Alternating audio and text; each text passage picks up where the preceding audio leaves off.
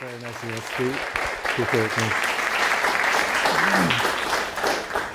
Thanks. I could listen to that all day. No problem. No problem. What I want to do is just talk a little bit about mentoring and evaluation. When you get to the evaluation part, you're going to notice, I guess I can talk through this is sufficient. Can you hear me okay? You're going to hear a little bit about turning evaluation upside down, and you'll see what I mean by that. So I'm going to start over here with some of the mentoring in education and in higher education that you may or may not be familiar with, that I'm connected with at Stanford. And Stanford University Minority Medical Alliance Medical Mentorship Program, SUMA, focuses on reaching out to disadvantaged pre-medical students at community and state colleges of the Bay Area by providing one-on-one mentoring between a Stanford medical student and a pre-medical student.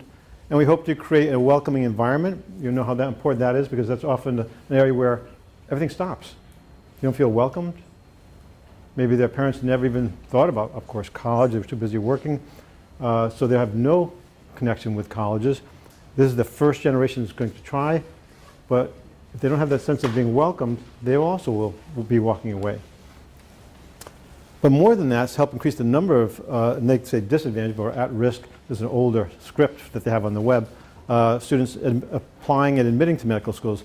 So that includes also mentoring them about scholarships that might exist, about loans, about networking with other folks that maybe they'll learn more about what it is like to be a physician, and we'll get to that in a second. It's a whole string of things. But I just want to give you just a feel for some of the mentoring things I've been involved in before we go into empowerment evaluation itself. And you'll see why it's, I think, very important to focus on. Another area, mentoring radiology students and faculty. So it's not just students. We're talking about higher education. I also work with mentoring faculty, because they also have to be able to move up the ranks. And you know, if you've been around long enough, and my mom was a professor also, you kind of know the ropes and can be very helpful for folks as they're coming up to know what they should be putting their time into and what they should not be putting their time into if they're going to get credit, as it were, for maybe tenure, little things like that, or promotion. So that's not an easy road to go if you don't know what the path is. And that's where folks can be very helpful who have gone down that road. So there's an article on it if you want to read more about it. It's a model for faculty mentoring in academic radiology. And then there's also, to parallel that, one for students. Radiology has initiated a mentoring program where medical students are matched to a big SIB resident, basically. The purpose of this mentoring program is for medical students to gain a better understanding of radiology as a specialty. I just wanted to highlight, I'm just going to gloss over a couple of these things just to give you a feel for the different kinds of mentoring that I've been immersed in that relate directly to what you're involved in right now. And then I'm going to bring you into, as you say, more of the evaluative component. This is when we have an article coming out very soon in academic medicine. This is a wonderful thing to quote. This is a letter we just got. Thank you for your revisions. That's a very important word, and I'll say why. In a career in medicine, is a career in medicine the right choice? The impact of physician shadowing program on undergraduate pre-medical students. I am pleased to inform you that your manuscript has been accepted for publication in academic medicine. After 16 books, I still love to hear that. It's like, you know, it doesn't change. The key word in this all is revisions. We work with a lot of students, undergrad and some grad, to write these articles, helping them take more and more of the lead rather than us. We're not the first authors, we're the last authors in the whole process.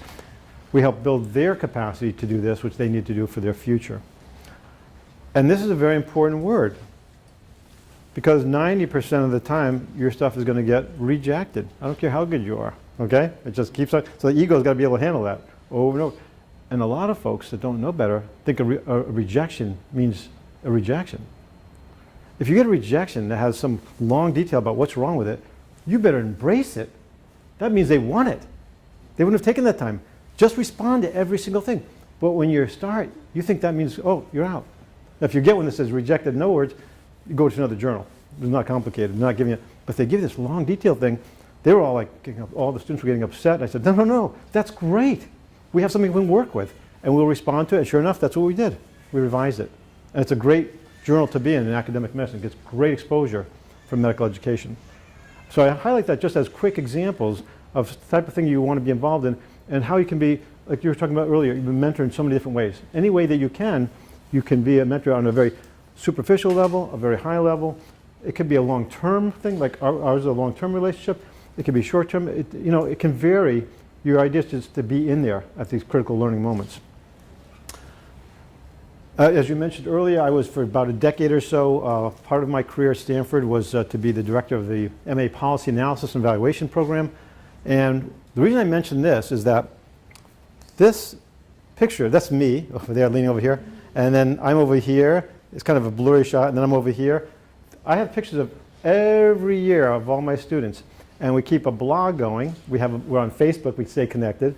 I'll go to lunch with them still, see we're connected, and we see how she's doing with the kids and that kind of stuff. So, we link up the best we can, any way we can. Time is tight for all of us, but you find ways of making it happen, the best you can. And I want to highlight this because it's really critical for that other transition part. Unfortunately, in most schools throughout the United States, there isn't a sufficient amount of care for what happens to the student after they graduate. In other words, that they get a job, okay? That is paramount for me. That is critical. So what I did is I created one of the first ones we had at Evans School of Education ever, a virtual employment center. It cost almost nothing. It sounds great when they publicize it. They love talking about how I did all this stuff. They didn't say that they didn't support it financially at all, okay? What happened was I used, at that time, Blackboard, virtual software, and it was free because it's through the school anyway. And all I did is I've been working for many, many years with a lot of research corporations, not just universities. So I used to work with RMC, as you mentioned, American Institutes for Research, SRI. I mean, I could go on, it's like a litany, alphabet soup of research corporations I've worked with, right?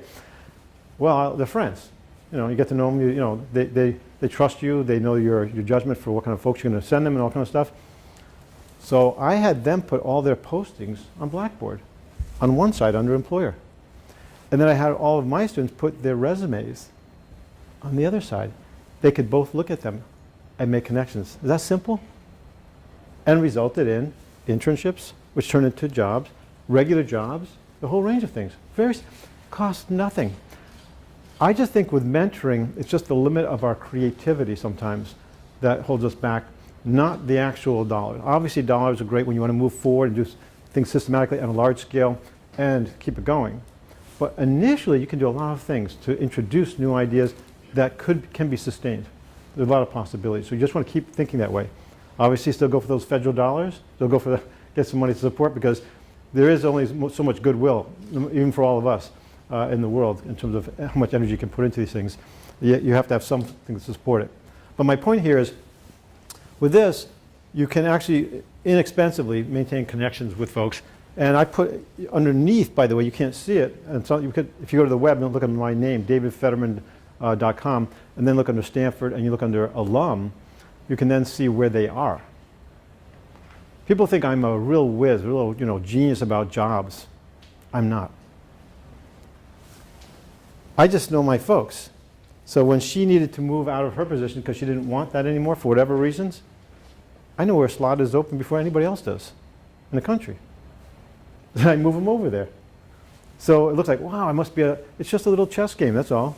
But if you stay in the network, like you mentioned the network idea, better believe it, for golf, same thing. Whatever I listen. I listen. It's like all of the stuff that you think about, you put together. And that's what a good, I think, mentor helps you do. Pull it out of you, what you're doing, what your knowledge is, and then help push you a little nudge to make those connections that you may not have made already. Anyway, enough on all this. I just want to give you a background on some of the things that I'm involved in the strict mentoring part of this component. I want to now link this up with evaluation, and a certain kind, one that I developed and introduced to the field 21 years ago now. It's the 21st anniversary, and our latest book is coming out in October. And one of the chapters that I love in it deals with Peruvian women who make crafts, and they want to make them better. So through empowerment, self-assessment, tools that we help them with, they made them better. Good start.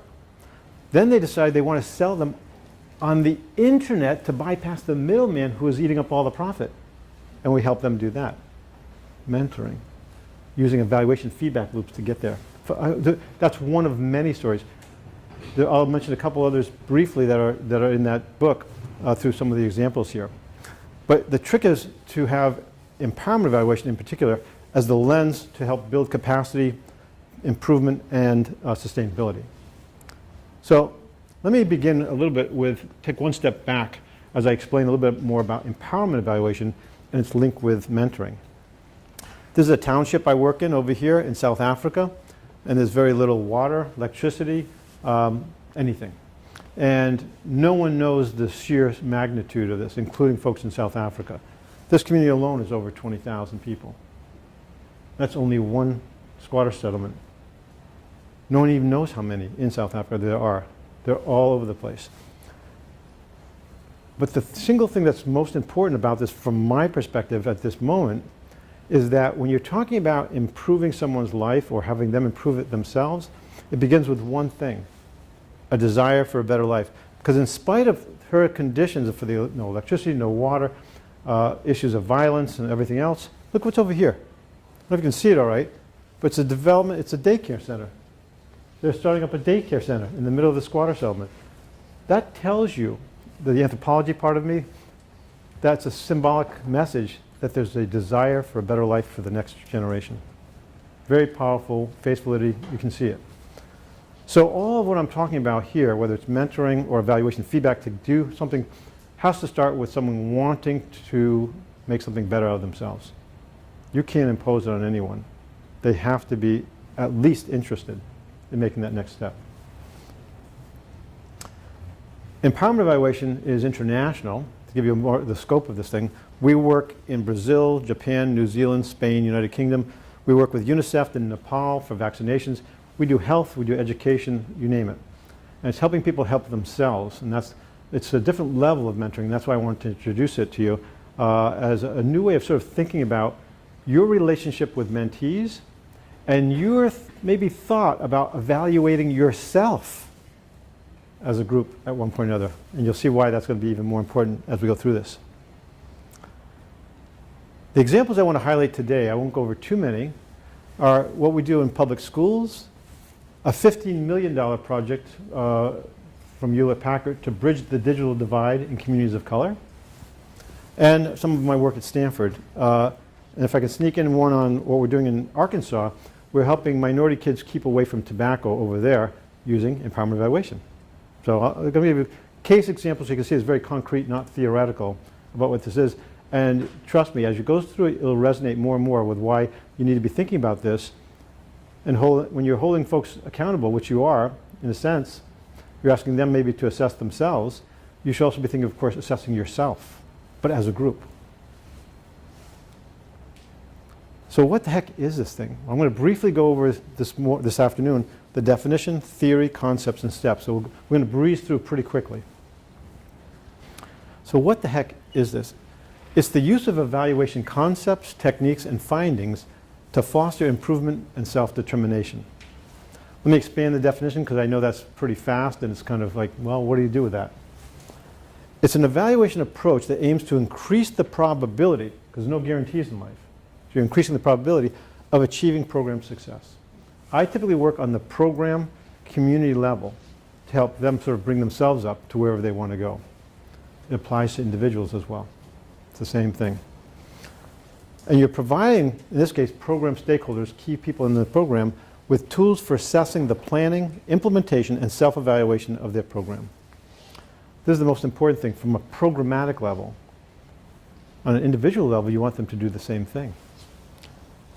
Mainstreaming evaluation as part of the planning and management of the program or organization. What that means is you want people to internalize individually self-assessment on a routine basis to see, are you getting to where you think you want to go? And as a mentor, your job is to also be a coach critical friend to help remind them that this is where you said you wanted to go, where are we now? So that they're doing it for themselves, but you're kind of the nudge, as it were, to make sure that process keeps on going. I just do it on an organizational level, typically, or community level, for this kind of work. I try to show sort of where I am in the field.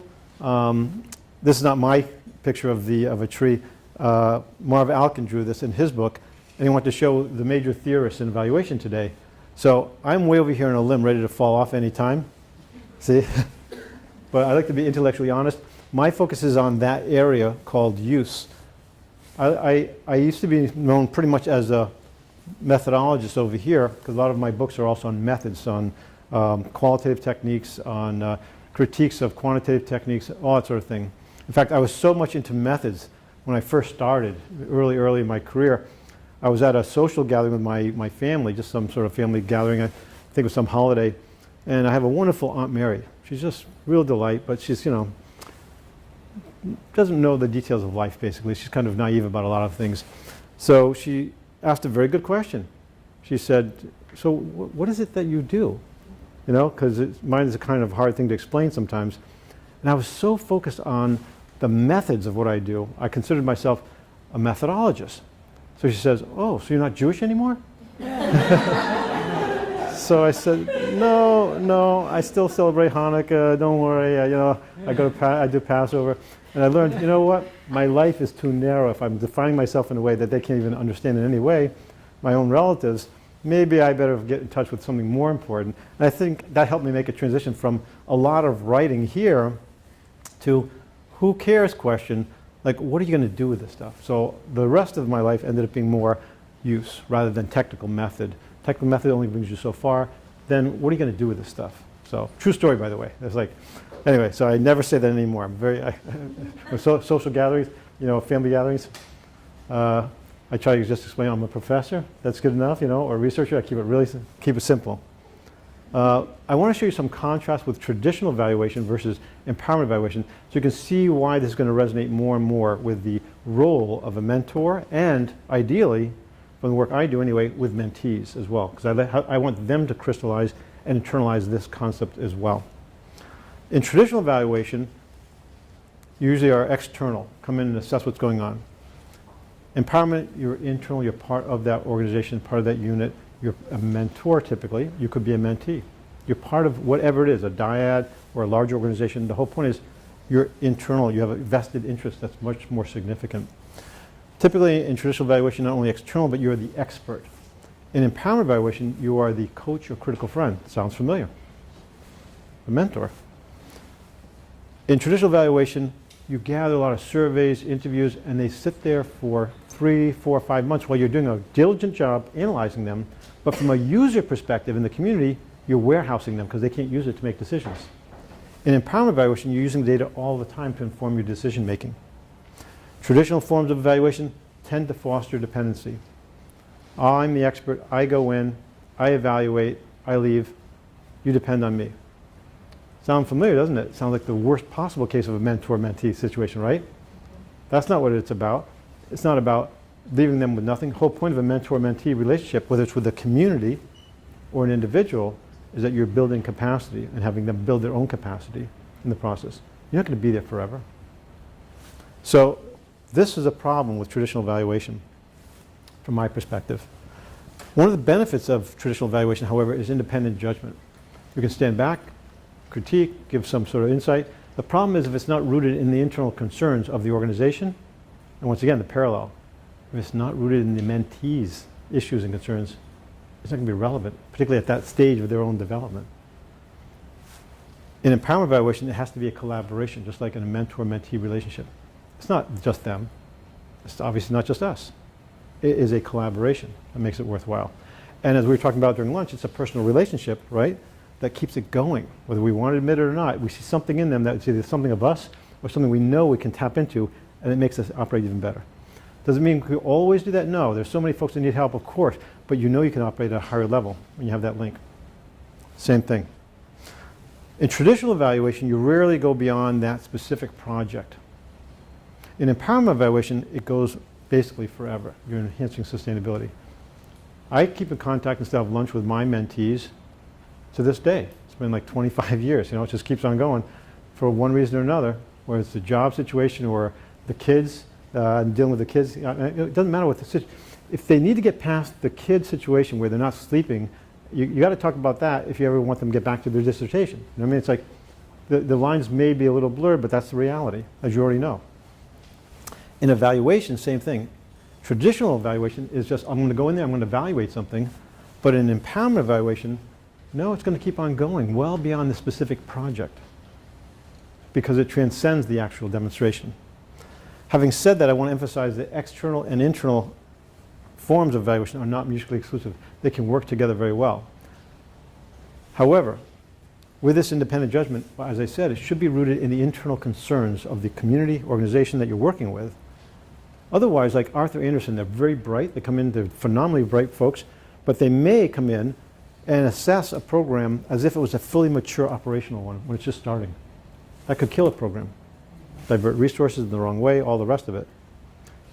Has to be linked in some fashion to basically where they are at their own organizational level of development. Same thing for mentee, right? You can't advise them on this level of being 10 years out there when they're just starting. It's great advice, but the wrong time. They either won't listen or it could kill them in terms of their own, sense of self-worth and ability and all the rest. Same thing organizationally. The parallels I'm trying to show you are phenomenal between the mentor-mentee kind of relationship that's ideal and empowerment evaluation. So I've got 6 hours to go over theory, right? Is that right? Oh. All right. Yeah, people get scared. They go, he probably will. It's like, no. Just a couple of minutes, I promise you. 3 minutes max. The overriding theory guiding empowerment evaluation is called process use. The more that people engage in the act of conducting their own evaluations, the more likely it is that they will find the results credible and act on the recommendations. Why? Because they're theirs. Mentee relationship. The more you can pull it out of them, the more they're going to buy into it than just mine. Oh yeah, he knows a lot. Big deal. He's not in touch with where I am at this time. No, of course I'm not. Same thing. We try to do the same thing with organizations. If you decide at one point to evaluate yourself as mentors together, I don't mean individually, this might be a process to reflect on, and I can give you some steps for it. You'll see in a minute. So I want you to think on 2 levels while I'm talking about this. One, your relationship with the mentee, and second, just us. Because every so often it's good to take stock of where you are as a group, whatever the group, and definitely in a mentor situation we have such a pretty serious responsibility when you think about it, about how well you're doing what you're doing and what do you want to do next and how can I get there. So that's why I want you to think on 2 levels when I'm doing this. So you get 2 for 1 in this one, see? That was one theory. How's that? I was pretty quick on that one? I'll be quick, I promise. The reason I highlight this one though, as it relates to the field of evaluation is, too often in evaluation there are phenomenally bright pieces written, beautiful reports, and they sit and they gather dust. It's called the lack of knowledge utilization. What a waste of time. This has turned knowledge utilization around so people are really using it because it's theirs. Of course it's going to be more credible. So it makes a big difference in the field in terms of that component. 2 more theories, I promise. Only another minute or 2, I promise. It won't go too long. How many folks have seen this symbol before? Okay. How many of folks have been to England? Hands again? Yeah. Okay. First time I saw this thing, I was giving a talk in England and a workshop. We had some projects there. We had to take care of some issues that were not working out so well. Obviously, because otherwise I wouldn't be there, right? It's like they don't just invite you because everything's going well. I only get invited typically when things are a problem, for projects. But anyway, so I see this thing on the wall, and I hear, this loudspeaker going, "Mind the gap," like that. And I'm going, what the heck? I'm getting off the tube and I'm checking on the platform. I have to go to the offices to see what's going on for the day. I didn't get it. So I come back after the meetings I go to, there's a lot of arguing and discussion and problems, everything else. And then you do workshops, you do talks, everything else. And then time to go back home to the hotel. So I'm going on the tube, same route, and then I hear it again, "Mind the gap," like that. And suddenly I went, oh my God, it's 1.5 feet. I could have killed myself. I thought, that's what the sign was for.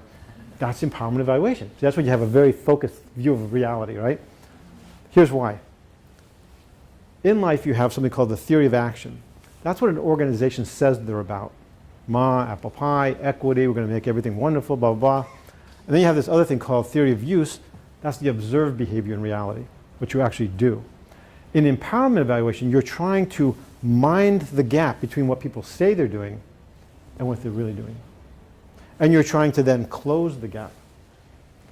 So you can tell I'm too caught up in empowerment evaluation if I see it even in that sign. But I saw that sign and I knew that's it. That captures a lot of what this is about. It's constantly just trying to get closer to making people walk their talk. You're already ahead of me probably. You can see that's what you're doing in the mentor-mentee relationship. Yes, you want to be non-judgmental, non-threatening, blah, blah, blah. But you know, you do have a role to say, are you getting to where you want to go when you said this is where you want to go? There is a function in that role. Diplomatic, kind, everything else. But you know, there is that internal soft kind of accountability that you want them to develop and refine for themselves. But you can't do it unless you model some part of it. That's why I incorporate this with my work. So that was it in theory. Is everybody okay? I promised it wouldn't go the 6-hour route. That's all. Process use, and then helping people walk their talk with theory of action and theory of use. Now, just a couple concepts. This is in the academic medicine article we just wrote. If you want to just think in the back of your mind when you're thinking about empowerment evaluation, you're thinking about focusing on collecting evidence first. Mentor-mentee relationship. Where are you exactly? That's evidence. In your trajectory, and your fears, and all the rest. That's evidence. Critical friend is what we are. We believe in the person, we believe in the community, the organization we're working with. But if you're a really good friend, you're going to say if someone's unzipped, or they have a milk mustache, or they have something, right? You're going to say the embarrassing thing that no one else does. Someone that's not your friend will let it go, and you'll be embarrassed. We're all over the place. The whole idea is you believe in the person, you believe in the community, you believe in the program you're working with. But because you believe in that, you're more critical. Because you want them to succeed. You want, whether it's the person or the community or the organization you're working with. See what I mean? Because people always say, oh, how can you be objective if you believe in that program? It's because I believe in it that I want to be even more critical to make sure that happens. If I come in, I'm an external consultant, I look at it, you pay me, see, I give my comments, so what? I'm not going to stay in for the long haul, which is what you need to do if you want something to really work, whether it's an individual, whether it's a program or a community. In the process, you're building a culture of evidence, because you'll see the technique I'm going to show you today that you can take with you forever. I'm going to leave you with some real skills. Don't worry, at the end of this thing, it's not just an overview. You're going to have a culture of evidence, because I'm going to ask you, why did you assess something a 1 or 2 on a 10-point scale? That's pretty low. You're going to have to come up with why. Well, if you do that as a community, then suddenly you will start developing a culture of evidence, where that's just the norm of how you talk. You'll have cycles of reflection and action. All that is you're reflecting on what has happened, what you have for the data. Could be a survey, could be whatever, and then you act on it. And then you reflect on what you've done there. Cycles of reflection and action. In the process, we're all learning together. None of us know everything, including me. We are constantly learning together as a group to build. That's what you're doing in a mentor-mentee relationship. That's what you're doing with empowerment with a whole program or whole community. It's a constant learning experience together. Hopefully you're developing reflective practitioners where each individual is thinking about how could I be better at what I'm doing. Mentor, mentee, empowerment evaluator, community, program folks. How can I do better every day in what I'm doing? I got criticized one time by, I do a lot of arguing in the field because this was a pretty radical concept 21 years ago. So I had some people who loved it and some people who were like, what are you doing? You're giving evaluation away. And they were like militant against me. Now it's over 1/4 of the population in the association follows this approach. It's just normal now. So you just had, I used to be a lot taller. You know, they knock you down a bit, but you know, you stick with it and you'd be surprised. If you have a reasonably good idea, if you stick with it, you can keep on going. But he critiqued me one time. He said, David, you know, we're all professionals here. You know, in life, you don't have a coach to help you along. You just have to make it on your own. And I thought, well, that's probably right. I guess you have to. I went home. I thought, that's nonsense. That's ridiculous. We've all had coaches and mentors. Not so long ago, I decided I better go to the gym because you asked about the gym part. My exercise was running from the class to the parking lot to the classroom. That's it, right? So I thought, I'm going to die if that's all I do, right? So I went back to the gym. And I'm doing Olympic weightlifting, believe it or not, everything else. But I'm not stupid. I got a coach. I don't want to kill my back. I don't want to hurt myself or anything like that. So I'm learning. So it's a coach. My daughter, she does vaulting like this. You think I'm going to let her do this without a coach? I don't think so. Same thing, volleyball. She plays volleyball. You think I'm going to let her do that without a coach? She'd get killed, you know, smacked in her head. I do that myself, mentoring and coaching in the Arkansas Project. For racing, people do it. Coaching is normal. Mentorship is normal. We just find you have a financial advisor. If you have a lot of money, that's a coach. It's normal. So I thought about what he said. I thought, That's nonsense. We all have them. It's normal to have a mentor, a coach, etc. Whatever category it fits, we are all getting assistance and should. Why reinvent the wheel? So in this case, a critical friend is someone who believes in the type of program, but still asks the critical questions to ensure that an honest but constructive critique and self-assessment. And we do this across grantees throughout the state when we do this from a programmatic level. This is Linda. She works for me over here in Arkansas. And basically, she helps explain, these are the grantees working on the tobacco prevention program. And you're taking charge of your own evaluation, the rest of these folks here, with the assistance of an empowerment evaluator. So you're getting the idea that this is basically just evaluation with only one tiny change. I'm turning it upside down. You're in charge. I'm just a coach and critical friend. See the parallels with mentor-mentee relationship? You change the focus to where it should have been in the first place. Evaluator helps, Bev works for me also over here in Arkansas, helps keeps things rigorous and on track and has an influence, just like a coach, just like a mentor.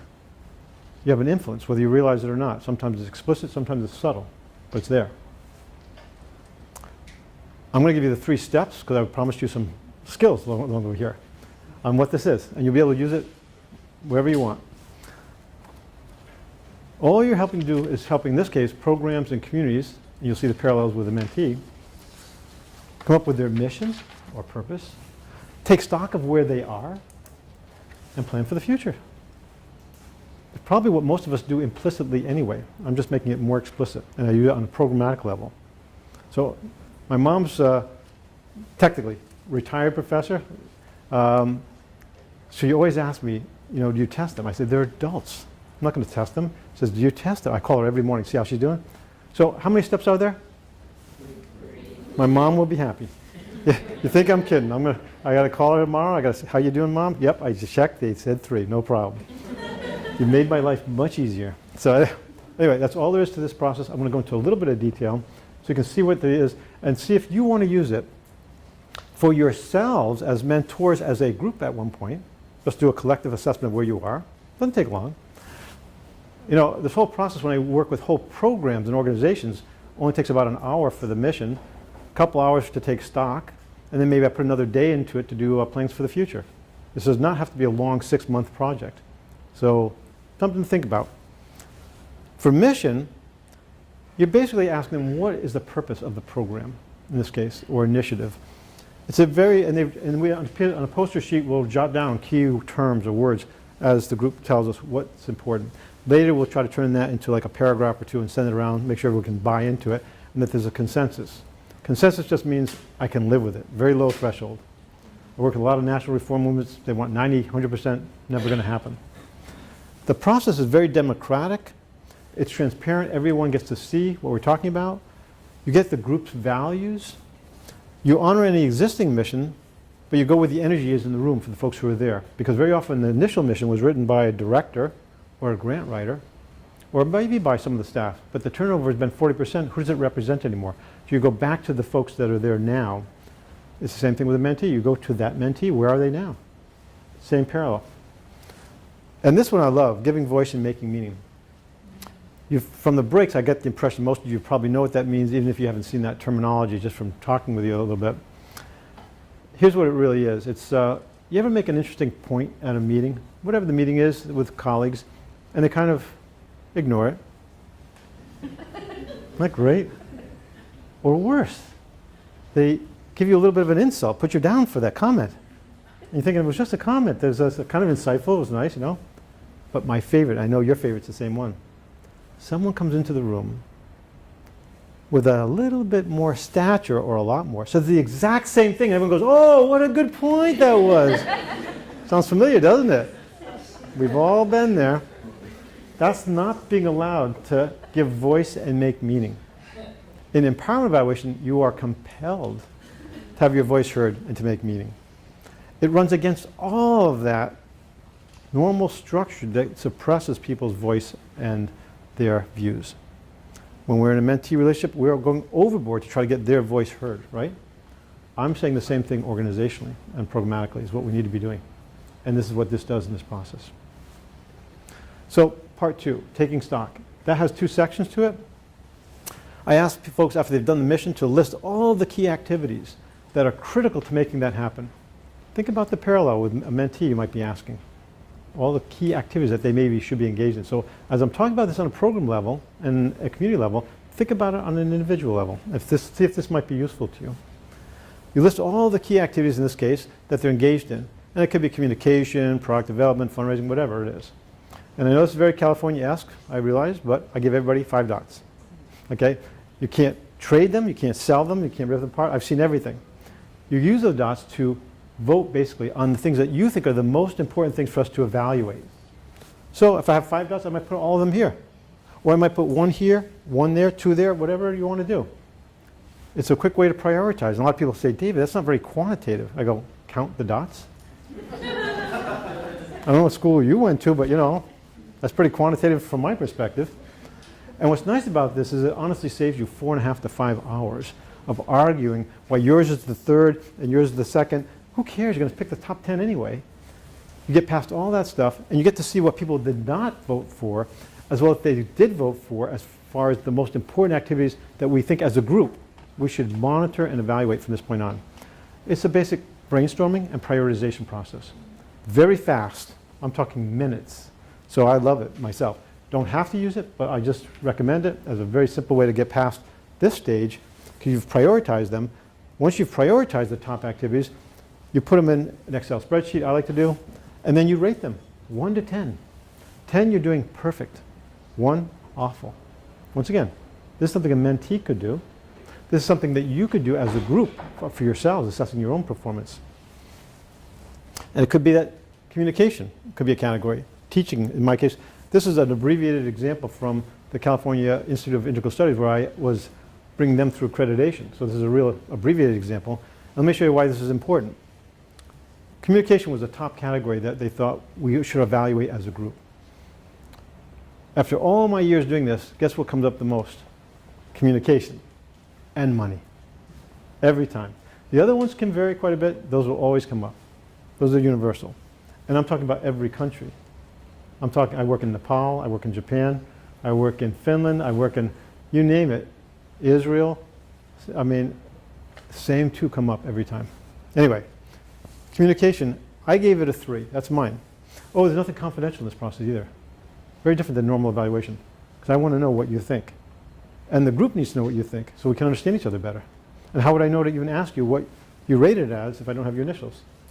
So I give it a 3, and the reason is because the same time we're having this workshop for getting through accreditation, they had 2 other meetings scheduled for the same room at the same time. They also had, I don't know if you ever had this, hopefully you don't have this, but they had a system where you could pick up the phone, and it's like an intercom system, and you say, oh, I want a meeting in 10 minutes, and get broadcast to everyone. Well, who can meet in 10 minutes? Everyone has something booked, right? And it was chaotic. They just had this crazy schedule system. So I give that as my evidence, see, culture of evidence, for why I gave it a 3. She happened to be a secretary, that happens to be her initials, but she gave it a 3 also. She was a better social scientist than me.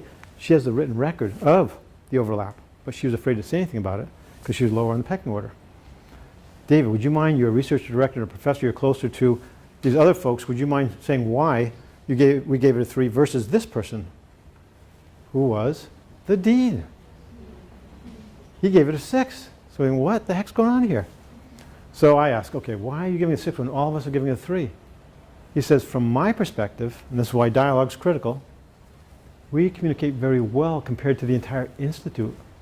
So if I'd done a survey, I wouldn't have known this. I would have just had a really poor, inaccurate average of all of our ratings. Now I know he was just giving us a whole different view. If you break it into internal and external communication, he came closer to us. But the dialogue is what illuminated that he comes from a different perspective in the process in his ratings. Similarly, product development. That's when you put all the brochures out about your programs here at the school. Same thing for over there. Or your advertisements, or parents' night, or students be invited to the place to learn what they can do while they're working and come here, etc., whatever. I give it a 1. I didn't see anything going on. And the enrollment wasn't great either, so she gave it a little bit more than me, she saw more than I, but who gives it an 8 again? The dean, okay? So I go, what's the deal? Come on. This is the same as the communication thing, but he says, I put out 2 TV spots a month. 100 brochures a week. And blah, blah, blah, blah, blah, blah. He'd go on. I had no idea. So part of a dialogue is that it's illuminative. I learned a lot. He's one office away from me. I had no idea what he does. That's familiar to most of us, by the way. We don't really know what the next person does in detail. We have an idea. I now know I have a phenomenal resource I didn't even know. So in the spirit of evaluating where we are and then getting into dialogue, I learned of a whole new resource. So evaluation is not just assessing where you are. It's illuminative in learning about what you have as resources right in front of you. So I total them and average them this way. So as a whole group, you still have the minority opinions, the voices heard for a 1, it's extreme, or extreme on a 9. It's still there in your face. But it doesn't distort the whole thing because you average it across. And now, from an evaluation language perspective, I'll average and total that together, and average it here, and I give it a 4.25. Trust me, if I come into a program, and I've only been with them 2 hours, and I assess them on a 10-point scale, and I give them a 4.25, they go back home. You don't know who I am, you don't know anything about. See if you do that to a mentee. Same thing, you just lost all your credibility. If they say of themselves, they say, how can you help me? See the difference? Whether it's a mentor-mentee situation or whether it's an evaluation person in relation to a whole program, it changes the whole dynamic of what you're about and how you can contribute. And from an evaluation language perspective, this is the baseline. I now, as a program, we're at a 4.2. 3 months later, after we've done an intervention, which is plans for the future, and they have new goals, and they have some strategies, we can test out, have we made any progress? Has the needle moved? So they'll come up with how I want to improve communication. And it might be that we don't have overlapping meetings, we have an agenda, all the rest of the stuff. And credible evidence might be that it's on the agenda that we're actually going to have one. Or it might be an actual agenda in reality. It might be no more of those phone calls. It might be an interview, it might be a survey as to how we're doing. Whatever you know your methods are once you get to this point, once you know what it is that the strategy is going to be. What's nice about this process is it allows you halfway through, just like in a mentor-mentee relationship, to go, you know, the strategies don't seem to be working for you, or getting to you where you want to go. Maybe we put the ego aside and come up with new strategies. Stick with the same goal. So you do what's the technical word, cheating. Oh no, sorry, technical assistance. In between, you come up with new ideas and new things that might work to get you where you want to go. Because the idea in evaluation, empowerment evaluation, is not just to be a neutral experiment. It's to provide a feedback loop to help you get to where you want to go. Same thing with mentor-mentee relationship. I just do it on a program level or whole community level.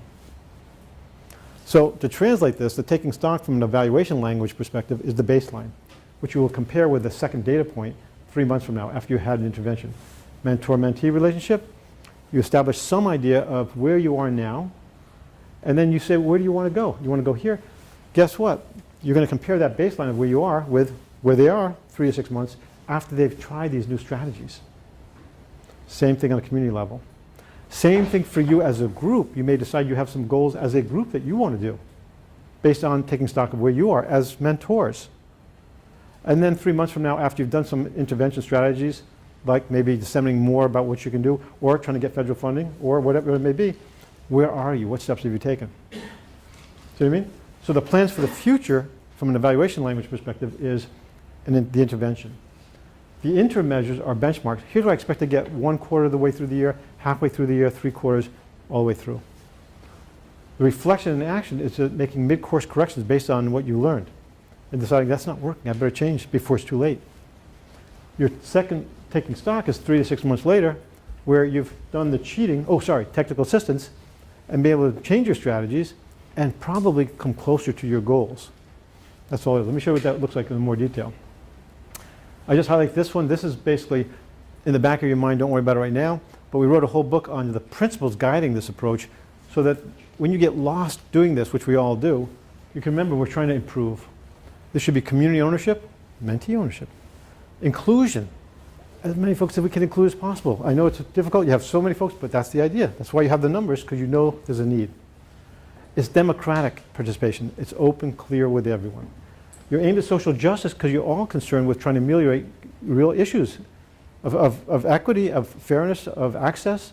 Same thing on a program level, community level, as an individual level. You respect community knowledge. You respect the mentee's knowledge. Often, unfortunately, in higher ed and other places, the mentee's knowledge is not respected or even listened to. That's why we all play a critical role just as mentors alone. Same thing in empowerment evaluation, we listen to the whole community and what their views are. And that's sort of an anthropological base of the emic or insider's perspective of reality is just as important, if not more, than our own. Because even if you don't agree with it, their actions are shaped by that perception of reality. Let me send that one, make sure that's concrete and send that one home, that message, because that's really important. I used to work in a VA hospital on the 3rd floor, and a lot of these guys, and mostly guys, think they can physically fly. I don't mean like fly like I just flew to France and back and forth. I mean like off with their hands. Well, you may not believe it, and I may not believe they can do that. But let me tell you, there are real physical consequences for that perception of reality if you're on the 3rd floor of a VA hospital and there are no bars on the windows. So perception is just as important. If they think they can't make it to a college from high school, they're not going to make it unless there's an intervention, and that's us as a mentor. Am I right? You know it's true. We see it all the time. And then once they're in, there's the issue of retention, right? Keeping folks in. Same thing on a program or community level. We also believe in using evidence-based strategies. So anything some scholarship shows up that's a useful tool, we're not going to throw the baby out with the bathwater just because a lot of scholarship has been garbage as far as helping communities. Same thing for mentees. When it is useful, like Anne's work is very nice. She's grounded in doing mentorship stuff. She's got a nice book on it. She's still working on some of the stuff to pull out of her dissertation. I want to keep on pushing on that, but that's another story. We want to use that. The aim in empowerment evaluation, just as is in our mentor-mentee relationships, is capacity building. We're constantly trying to help themselves and build their own capacity to move forward. In empowerment evaluation, you also aimed at organizational learning, and that one's just a whole different level where you're operating and having a whole community understand where they are and learn from their mistakes, learn from their successes. The bottom line in empowerment evaluation, and it's true of the mentor-mentee relationship, is still accountability. Did you do what you wanted to do? Did you do what you said you were going to do? It's still there. As gentle as we are, whatever, there's an informal agreement or a formal one very often. I'll go through these very quickly just to highlight the case examples, and then I want to sneak in a couple tech things I want to just show you real quick, and then I'll stop. I want to mention these Arkansas work we do, the Hewlett Packard $15 million project, the Stanford Medical School, Portola Valley, Arkansas. Real quick. This is where I work when I work in Arkansas with the schools. There's nothing there. There's one empty store that's sort of off and on, and the rest is all empty. So the context is pretty overwhelming as far as how tough it is to work with some of the kids. They're operating at the 25th percentile, which is about as low as you can go in the United States academically. We had them go through this process of assessing where they are, take stock where you are, and they're typically a 5.2, a 5, whatever, for updating parents, teaching, all that sort of thing. We asked them what their strategies were to improve what they're doing as a school. The same teachers that were having problems to even making the school operate, we asked them. They came up with things. We invited parents. We invited ministers, clergy, politicians, anybody who was willing to help. They implemented strategies. Some worked, some did not work. We revised them mid-course. 6 months later, look at this. We got increases all the way across the board.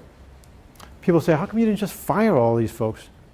Well, is any one of you in this room, anyone, going to take 3 years of your life from here to go to where I just showed you, in the middle of Arkansas, where there's nothing there except for an old beat-up store that's sometimes open, sometimes not. After 2 hours of driving from Little Rock to see cotton fields, soy fields, rice fields, and the same over and over again. Anyone here? Any volunteers? Just checking. You'll come? You'll come? I just want to say my son just took a job in a town just like that. Good for him. Brand new teacher. That's it. That's First day of school last week, and what you're talking about is just right on. very real. He's facing. Isn't it something? I'm going to go visit as I raise my hand and say, No, way to go, way to go, way to go. Give him moral support. The only way that they're getting anyone there is exactly what you just said. The only people we see new are the sort of Teach for America or new teachers coming down because it's the first real chance to get an opportunity. It's so hard to get a job. That's where it's possible because no one else is going to go. So you can't fire anyone. So you work with the folks you've got and you build capacity. Same thing. You don't fire the mentee. Has anyone ever fired a mentee? I guess maybe you've disassociated yourself and here you take them because I can't deal with that one maybe. That can happen, right? You don't fire, right? Someone's got to build that capacity. Same thing with this. It's a, impossible community. Yeah, and he's going to really understand how. Because it's funny how the reason I got over there, just really briefly, is I do a lot of work in schools throughout the country for a lot of years, and the attendance rate was through the roof. I mean, really good, right? And the kids are getting the 25th percentile, which means mostly D's and F's. My experience has been over the last, say, couple decades is if you're told you're stupid, you're not going to show up as a kid. You're going to have truancy, the whole bit, you're going to have absenteeism. So I didn't believe the records. So I got out of my office over there, in Stanford, and then flew over to Little Rock, and that's when I drove to Alzheimer in these little tiny towns. And that's what you see, soy fields, cotton fields, rice fields, over and over for 2 hours, right? So I got there, I see that's the town. Of course the attendance is really high. There's nothing else to do. You know what I mean? That's what you used to the anthropological part of me goes, find out what's going on. And sure enough, it actually made sense. From a rural perspective, this would never happen in urban. You get that kind of score in urban, there are too many other alternatives than school, that's for sure. But with this approach, they actually made a change and an improvement, doing a self-assessment of where they are. And it had to be credible evidence because this is something that the school board is looking at, school district, the newspapers, everybody. So we got them from 59% operating at the 25th percentile to only 38 in a very short period of time. And we're not linguists, we're not math specialists, we're nothing. We're just evaluators, just helping people be straightforward about what they're doing. I'm a very simple guy, straightforward. You probably noticed. You got a problem in math? What's the problem? Is it rounding? Okay, let's work on 3.5. Let's do it again. And then we'll do a test. So I use Stanford Binet the way it was supposed to be used. Those tests are supposed to be diagnostic. Where are you? Can I help you? Not the status symbol of what IQ is, what they use today. It's nonsense. Go back to what was supposed to be done. And same thing for evaluation. Same thing for mentor-mentee relationship. Is not for any other reason aside from let's see how we can better get you to where you want to go. I just bring it all back home. And it works.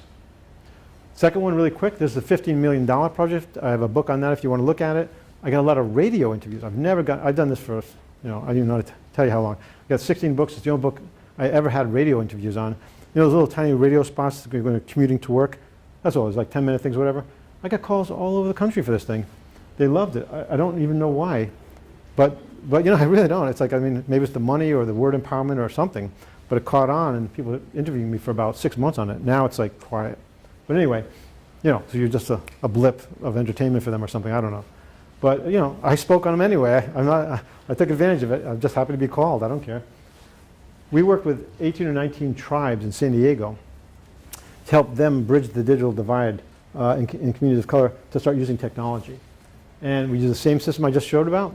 Here's a list. Here's the before and after. And they made the largest wireless system in the country for a sovereign nation, an unlicensed one, out of doing this approach. They built their own capacity, which they sell part of the net, the bandwidth, and they also connect with each other. And I'll show you and they have a tribal leader, so we respect the culture. So they did the benedictions during lunch. And this picture is worth $15 million. This is me, my class, my students, and we're video conferencing with Native Americans in San Diego. Why is it worth $15 million? HP loved it. The BIA in the old days broke up Native Americans so they couldn't even talk to each other on the reservation, never mind outside. This allows them not only to communicate internally and build capacity, but externally and to Stanford. And they love Stanford because HP came from Stanford, Hewlett and Packard, right? So they love the place. So this was worth a fortune. This is 1 out of 1 million pictures I usually take. Oh, let me take a picture again, just a second. If you guys, okay if I take a picture? No, I'll put this on the web or somewhere. Smile everybody. On 2, 1, 2. Now, take a picture of me. Here, I'll be part of this. Here, good. Grab over here. Yeah. Good, ready? I'm ready. I'll point to this so it looks like I'm doing something.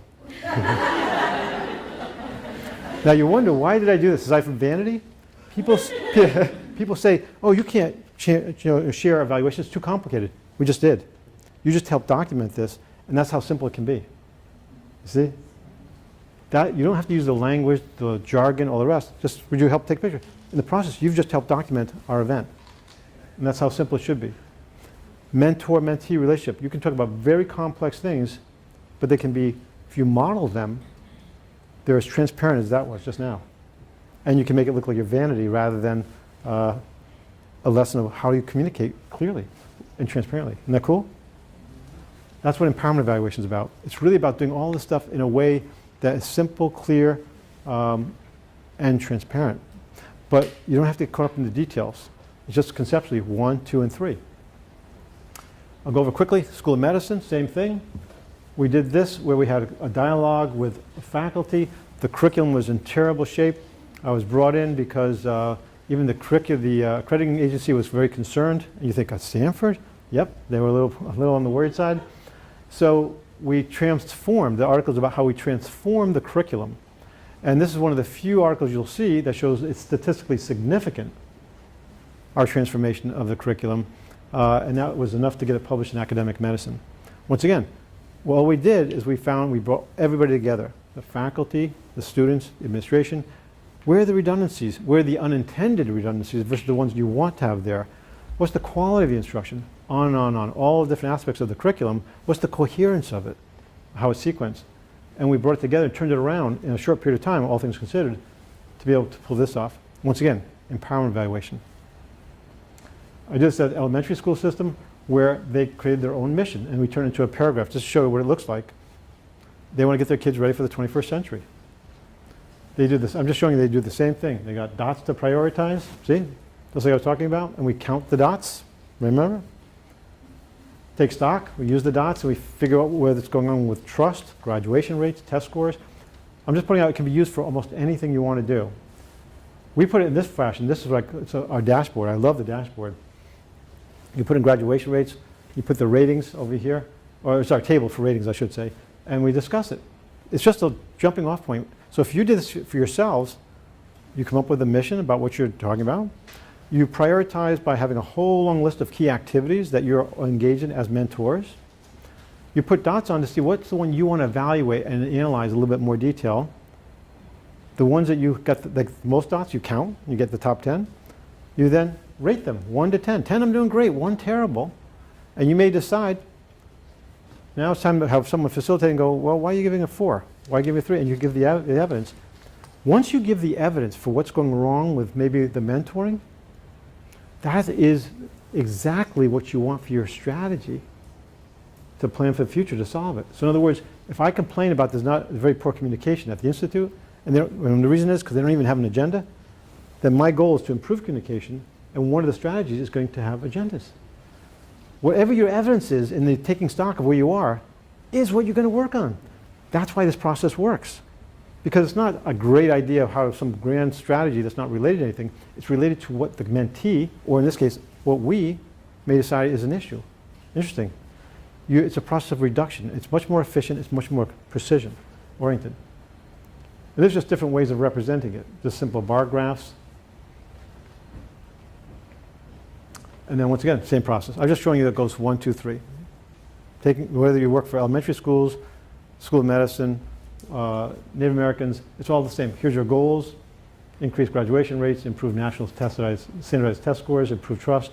There's very little trust between parents and teachers. That's one of the things we had to work on. And then plans for the future. Here are our strategies. I'm just showing you it's the same process and all these things. That's why I want to give you a grand sweeping kind of tour of it. Dashboard, and I'll show you, I love dashboards. I'll show you, this is where you can have what your goals are, and you can have a way of tracking it. And I'll show you how to monitor this if you decide to go this route at one point or another with your mentees or yourself as a group. And there's just ways of representing it. I'm just showing visual. We looked at external data too, because we want to compare. Same way you want to look at when you're working with a mentee, you're looking at what they say, but you're also looking at any other external metrics of where folks are in the same kind of domain. This is our work in Arkansas. This just highlights how we translated what we're doing into something that policy people would listen to. In other words, our job was to keep minority kids away from tobacco as much as possible, and we were barely a blip. So you maybe had one person you got to stop smoking. You had 10, so you told me about it, but you didn't tell me because you only had 1. You were embarrassed about it. You had 5. You told me about it. You had 6 or 7, but you were too embarrassed. It's too small for what you had in mind. I didn't hear about it, so I didn't know as a collective what we were doing. So individually, the women's group looked terrible. The Asian group looked terrible. The Northwest Arkansas tobacco looked better over here. I said, you know what? We're at a point of desperation. This is a real story. What's his name? Governor at the time was going for a presidential election, and he was going to steal the money and put it into obesity because that's more sexy and wild, and it's important in the United States. But we had data for our tobacco stuff, keeping kids away, and that we were actually keeping kids away from it at a pretty reasonable rate, didn't matter. Luckily, what succeeds sometimes, aside from politics, is data. I said, how about if we all pool our data together? So you only had one? Tell me how many. You had 5? Great. You told me about it? You had 8. You even had a lot. You didn't tell me about it. Tell me about it. So we don't have to pool our data for everything, because I know you're very competitive about all your stuff, but let's share. And sure enough, when you put all of it together, you realize that it actually adds up to something, and you translate that into how much money it saves in excess medical costs for the state of Arkansas. We showed the Black Caucus we were saving over 84 million. Trust me, they listened to that. This is what I want to show you to think about as a tool, my sort of take home away, if you think about all the stuff I've mentioned, to monitor your own performance as a group, or to maybe think about it as a tool with a mentor-mentee relationship. It's called the dashboard. It's where you have your goals as a group, or the mentee has their goals. And it could be they want, well, in our case, I'll use a tobacco one, and you'll see the metaphor. In our case, we want to have smoke-free parks. And say if we want to, I'll just show you the actual diagram. You want to have, say 8 smoke-free parks by the end of the year. Okay, then that means a benchmark. You might want to have 2 in the first quarter, 2 more the next quarter, 2 more the next quarter, 2 more the next quarter. Your baseline is 0. If you can agree on that, just as an example, all you have to do for the rest of the year, or a mentee has to do, is put in what the real performance is. What did they accomplish? If you only accomplished 1 smoke-free parks, in the first one and you wanted 2, I'm not quite there, I need help. I got 2, great. You're now on the road to being successful. You're getting closer and closer to each of your milestones. It's a way of monitoring or tracking performance. That's what we do. We have in this case, this was the smoke-free park I was talking about. This one they had 1. The goal is to have 4 by the end of the year. So that means first quarter I want to have 1 more, boom. If we can agree on that in the beginning of the year, or agree with something like that for a mentee of what you want to accomplish, the only thing they have to put in is what did you actually do in relation to those specific items. See what I mean? See the parallel? That's a simple tool you can use to monitor, and that they can monitor their own performance in a simple table. And it looks like this. If you want to mark it out another way, you can see actual performance over here, benchmark, see how it parallels. Oh, we finally matched it over there, and we'll hit our goal. I'm just showing you many ways of representing it to be cool about it, but all it is that simple table, just for fun. This is, 0 here, 0 there. 1, great. Now we're getting closer. Oh, we're actually getting to where we want to be. We made it to the end of the year. If you track it, you're more likely to get there and monitor it over time. And that is individual performance of a mentee working together with an agreement that you have with a mentor. A couple more slides and I'll call it a quits. This is to show you different ways of representing the same thing. And at the end, what I want to highlight is that you are building capacity in ways you can't even imagine. And I mentioned this one because I think there's some parallels right here. When I was doing the work in Arkansas, and all this stuff, and all the figures, and monitoring stuff, and keeping kids away from tobacco, etc., they all said, that was so hard to do, David, to scramble around and do that, because we couldn't find the smoking rates for pregnant women or elderly, blah, blah. It took so long to get all that. We needed to create an evaluation center.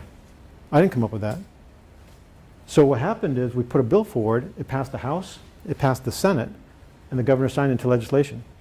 I mention this because I'm saying you could do this together as mentors and assess where you are, and out of it comes some serendipitous thought like this that I did not plan for that might bring you to another level. I'll conclude on that. Thanks very much for having me.